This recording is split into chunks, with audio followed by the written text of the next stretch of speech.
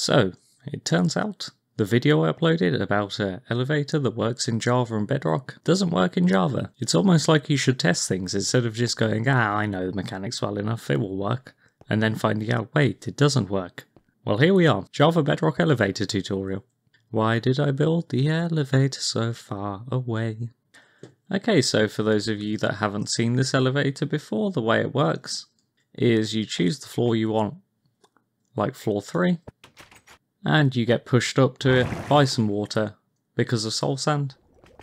And this magma block at the top will stop you, but if you're at the floor above, and you've chosen floor 3, then the magma block that pushes out will pull you down and you'd walk out, and you'd be on the floor you want.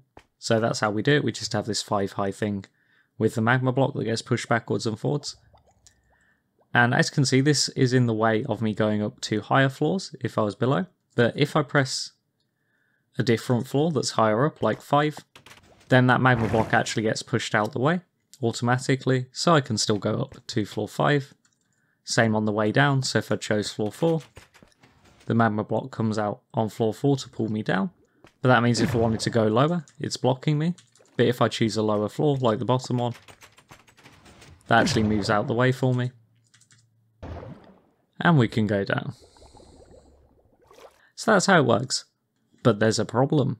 Okay, so if we go around the back, I don't know if you've seen the previous elevator. This is it. And this one does not work in Java Edition because if we go down the side, powering this block that the torch is on powers the piston because of bud mechanics. And I completely missed this, which meant that it didn't work. Oh yeah, also this block here, so you'd have to make this a slab and move this torch to here, and then it would work, right? But then you'd have to have this block as glass or something quote-unquote non-solid, so you couldn't have a block like this there, because it will power this piston again. So basically this elevator doesn't work in Java. Also, this item frame thing doesn't work in Java.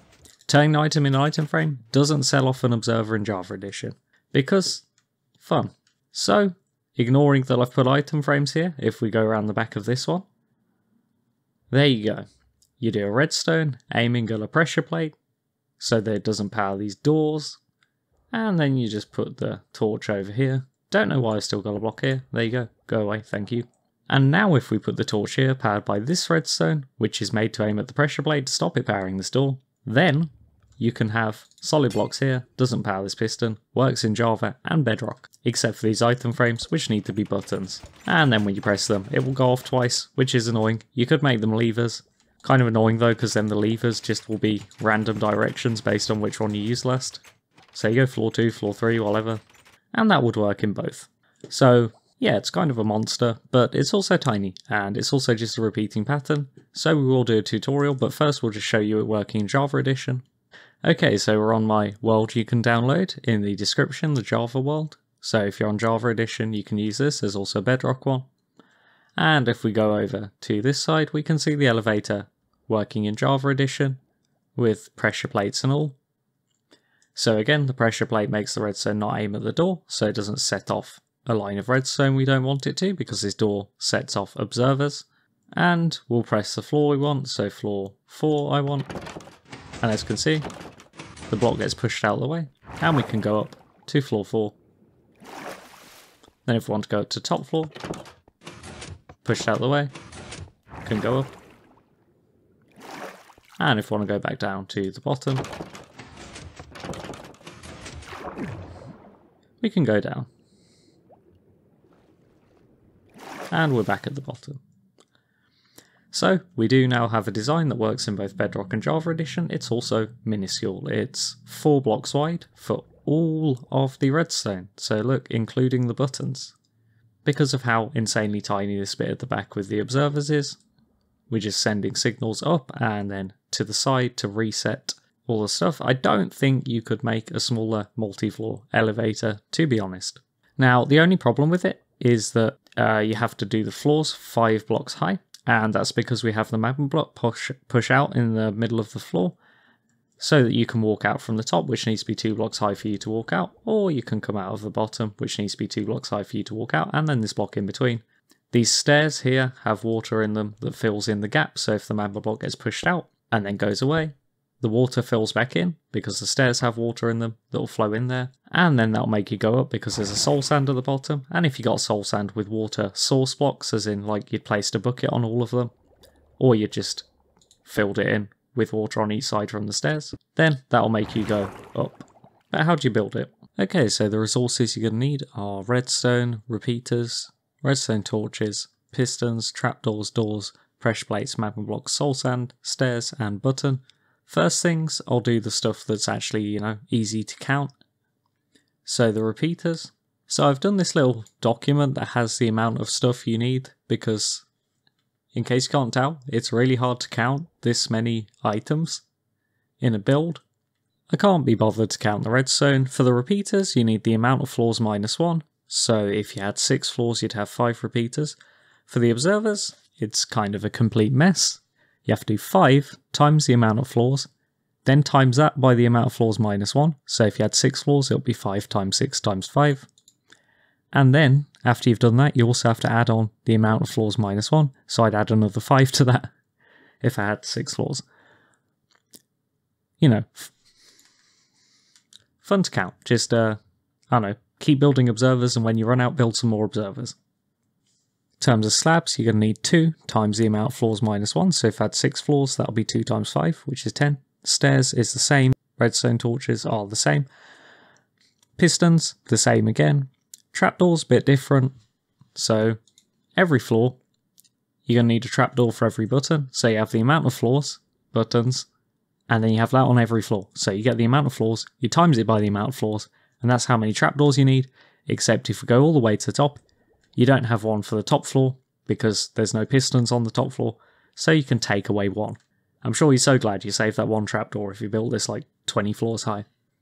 For magma blocks, you just need 1 per floor and then minus 1. Then for soul sand, you just have 1 at the bottom. In terms of space, you're going to need 5 blocks going across for just the water tower and the pistons with it, and then to the right of that, you have the amount of floors you've got. So if I had 5 floors, I'd have 5 more blocks to the side, so I'd have 10 blocks in total.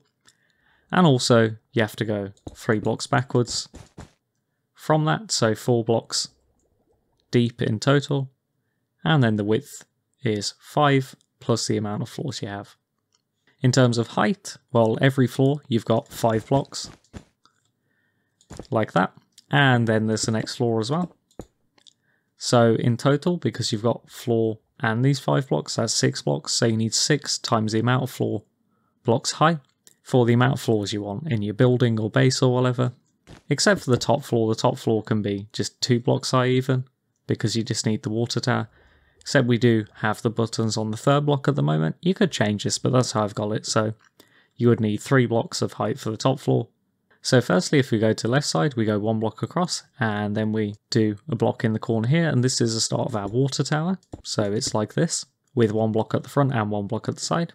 We've got a soul sand at the bottom on the 1st floor, and then for our stairs, we're going to do blocks on each side at the front and the back, like that. And we have stairs at the back and the front, and that's so we can place water in them, and it'll fill in the middle. We do a door at the front, because that stops the water. You can use other blocks like fence gates, just something you can walk through that'll block the water off, which I'd include in the resources. Whoops. But there'll be 2 of those on every floor as well. So like that, 1 on the bottom, 1 on the top. Then you just carry on your tower 2 blocks up, but leave a gap in the middle. And then this will be the next floor. So I'm going to just colour code my floor so I know which one I'm on. And for the pistons and the magma block, you're going to go into the middle. And on the right side, we have just a piston in the wall like this, aiming to the middle. But then on the left side, we're going to go 1 block backwards. Then we have our piston aiming to middle with a magma block in front, like that. So the left piston will push the magma block in place to stop us going up or down, or pull us down. And the right piston will reset it by pushing the magma block back out of the way. So we just continue doing that for every floor except for the top one. We don't have to add the magma block thing, we can just do water. So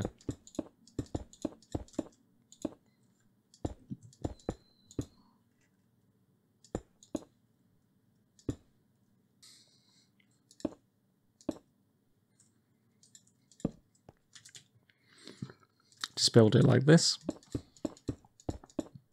And then we're on the next floor. And I'm going to stop at 5 floors, and there we go, that's all our floors. So now I'll just build the floor across, I guess. The 5 blocks we need for all the buttons. So for our buttons, what we do is we go to the right side of our door and we go 1 block backwards. So I'm just going to build 2 blocks here like this. Then we go 1 block across from our water tower here. So we'll miss the block here. And then we place observers on the 3rd block up, aiming to the back. And then I'll just do blocks on top of them. Like this. And I also like to do it at the side like that, just for aesthetics. And then you just place buttons on those. And you do this on every floor. So I go 1 block across from the main tower. And we do actually need this pillar to be 1 block forward because there's some redstone behind it. So I'll just do that now. So in terms of aesthetics, probably best to just have a pillar on each side like this. And we'll do our one on the left side. And then, like I said, we just go 1 block backwards and do our 2 block high tower of stuff. So our observers are the 3rd block up from the floor we're on. So if this is the 2nd floor, then they'd be here where the pistons are. And then 2 blocks above them. And then we're at the next floor. So again, you just go from the water tower, 1 block across, 1 block backwards. And do 2 blocks. And the 3rd block up is observers aiming backwards. And we're at the top floor, so this is the last one. And just to make it fit in with the rest, I guess I'll fill in the blocks here.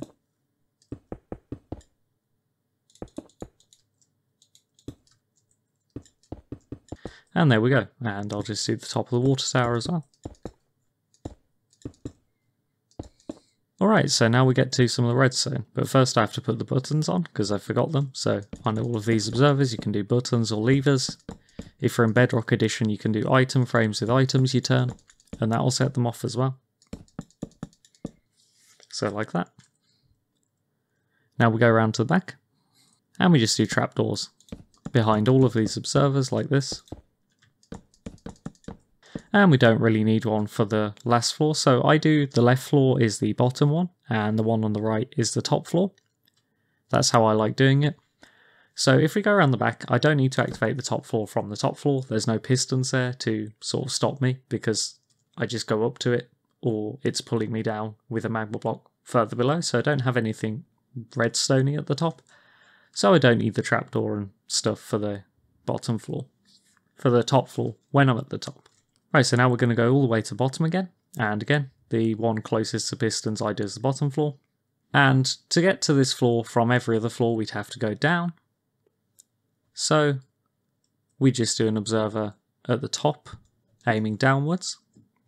Then we leave a 2 block gap, so 1, 2, and do another observer aiming downwards, and destroy those blocks.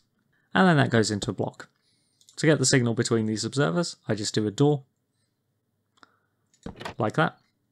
And now, if I was above and I press on the buttons, which flips this trapdoor, it'll activate the bottom one. Like that.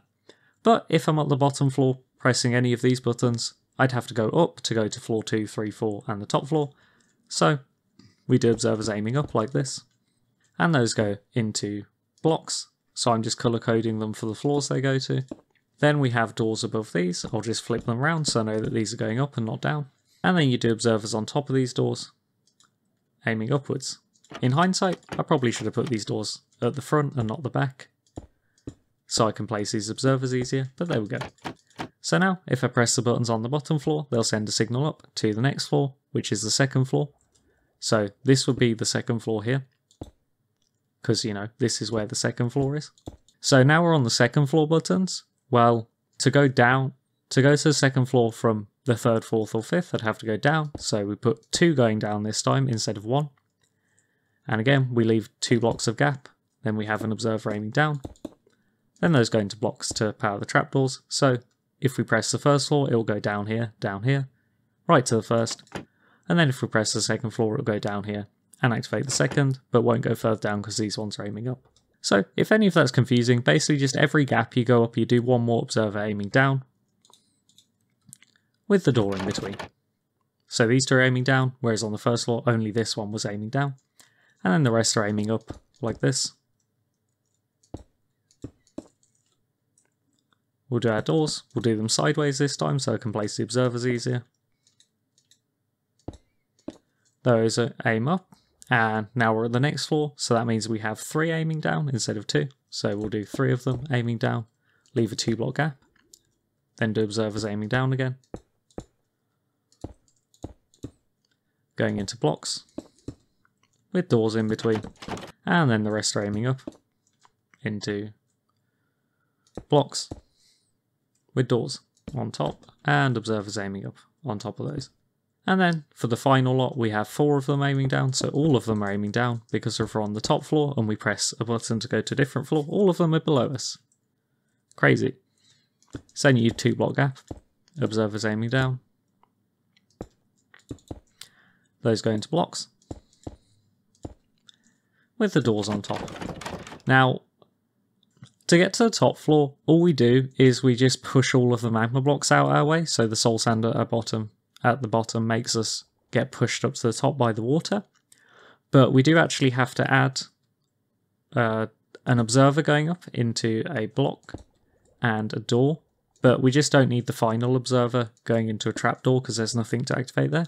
And that is just to reset this final magma block here out the way so that we go all the way to the top. So that's why we have this door here, because it activates some stuff.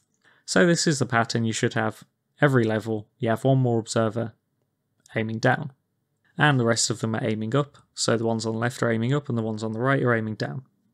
Guess this door should be this way because it's aiming upwards.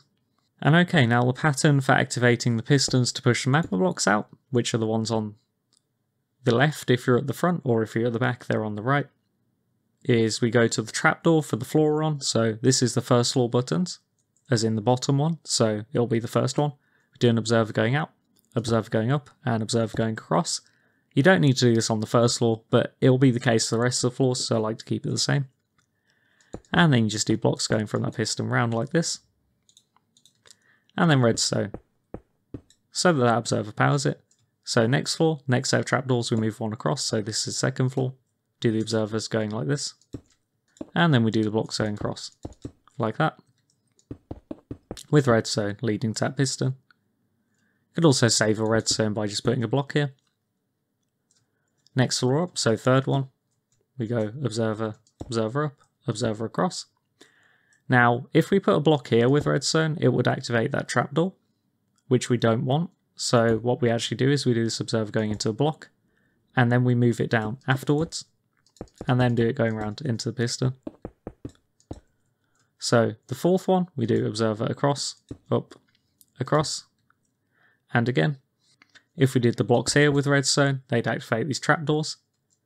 So we don't want that, so instead we do them 1 block up for now, and then move them 1 block down afterwards to the piston, like this.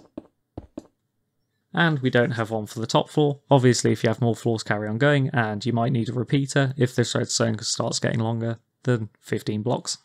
Okay, so next we need to do the circuit for resetting the pistons that are in our way. And what we do is every level we go to doors and do observers going out, except for the door for the floor we're on, because we don't want to reset that, because that will mean the signal is going like down to the first floor through this door. And if that reset the first floor, that'll be silly, because that's what we're trying to push out. So you do observers coming outdoors, except the floor you're on, and then observers going up, like that, so next to the doors. Then there's redstone along all these. It's hard to see, but there is redstone there. Then you need slabs, or glass, or stairs, next to the door that you missed out with redstone. We then go across, once we've left our observer tower, into a block with a repeater on top, which is on 2 ticks. That goes into a block with a block underneath. Then we go inside here next to the door and do a redstone on that block. And if you've got a block in the corners of this tower, just destroy it because that's fine. We do a redstone torch. Now we're probably going to get stuck, but you want to get power to this piston that resets the magma block. So what's easiest to do is to go from the front really, and then we'll just put a block next to it with redstone dust. Then we put a block next to this observer here with torch. Then we put a redstone on top of that, but as you can see that activates this door, which we don't want. So what we have to do is go back around the back, do a slab, and then we place a pressure plate on it to make the redstone aim at that, to stop it powering this door. So other things will work, like a button also works, but just something that makes the redstone aim in that direction. Might actually be better to use a button, because a pressure plate can be activated by random items and mobs, whereas a button can't. So yeah, I'd probably recommend using the button, not the pressure plate. So sorry if you've already made all the pressure plates for it, you're welcome. So again, what we've got to do is, on every floor, go to the piston on the right side, and we'll just destroy this pillar of blocks for now, put a block next to it with a redstone, because otherwise if we tried to place this some other way we'd get stuck. So we do that for every floor.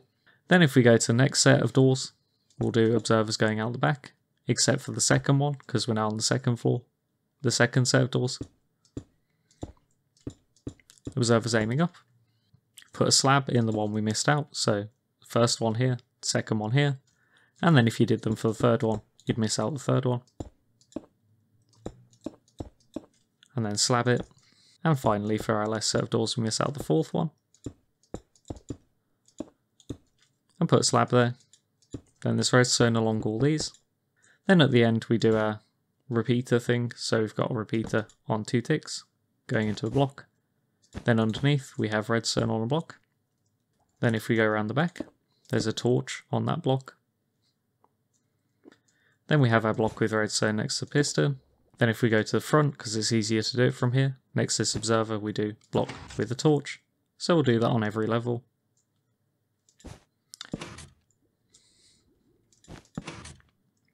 And then going back around the back, we put a redstone on top of that block. And as you can see, we've got an infinite loop with this door, so that's why we place our button here. And the reason it's on a slab is because on higher levels, like this 4th floor here, it's going to be blocking off this redstone, so that's why we need it to be a slab.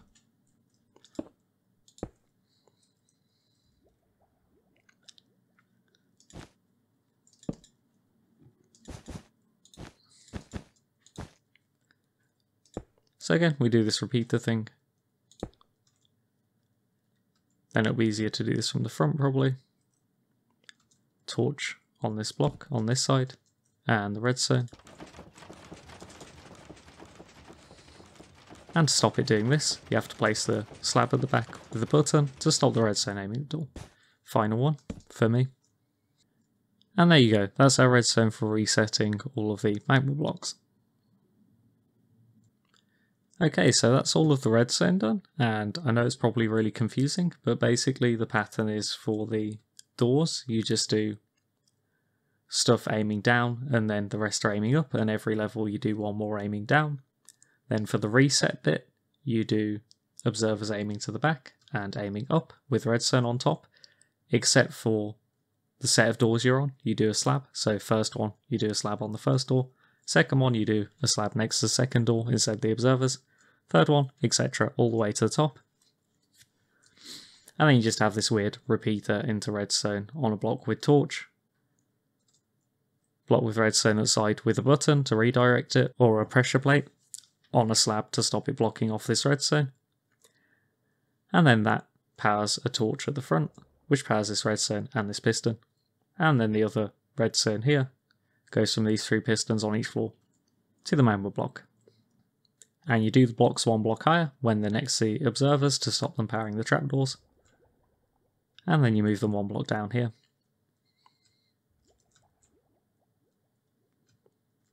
So like that, and you don't need any of it for the top floor because there's no pistons, so you just have the reset line and the observers going down to the other floors. Very confusing, but you know, that's why I've got the world downloads for Bedrock and Java Edition that will have the elevators in them in the comments below. So last thing we need is our water. So for the water, you're first going to want to put the water in the stairs. So if any of your magma blocks are out, just press the top floor and it will reset all of them. And on every set of stairs, you need water on the front one and the back one. And you should probably make sure that there's nowhere the water can get out first. You go every floor, there's stairs here. In the middle.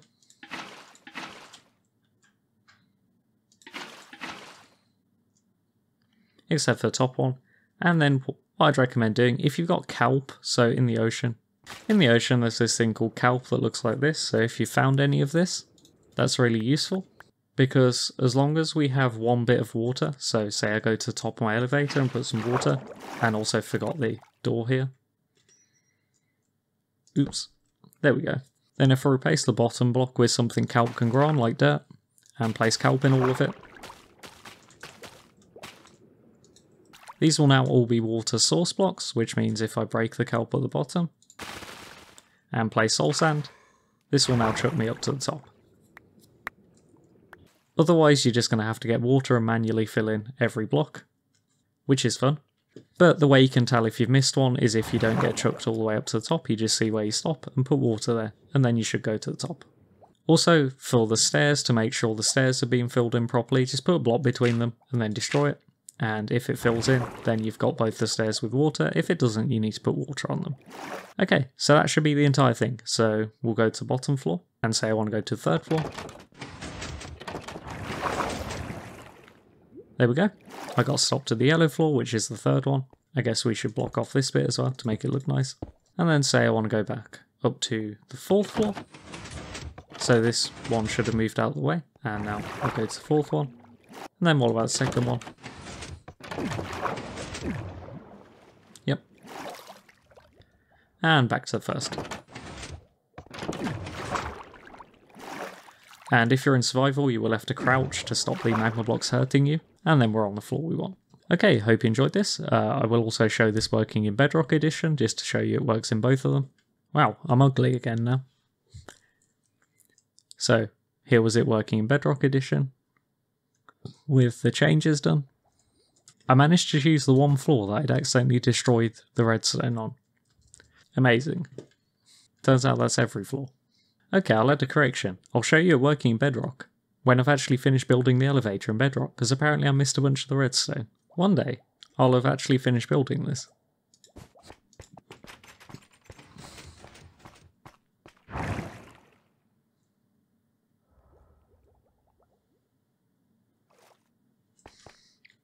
Well, there you go. It works in Bedrock as well. And this wasn't the best example of that, because turns out I'd only converted like half of it to the new design, and some of it I sort of was in the middle of building, so I destroyed parts of it. But yeah, it does work in both versions, which is cool.